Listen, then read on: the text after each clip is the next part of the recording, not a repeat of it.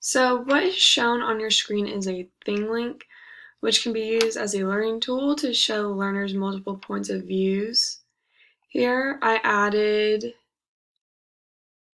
a video of precipitation. It's just like the sound of precipitation, of rain, and you can click on it, on the little icon.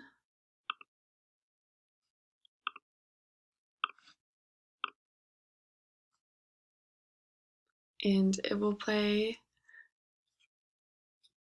the video of rainfall, which is super fun.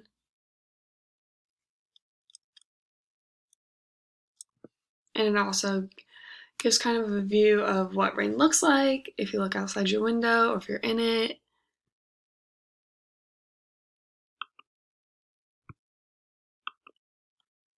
Then here I have an article for students on condensation. And it's just condensation facts for kids. It just shows like the definition of condensation, the process, even shows an image. And then if you click the sun, it is just an image of what the sun actually looks like.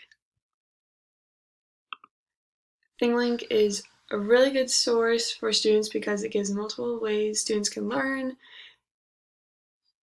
and it is very interactive, which is super fun.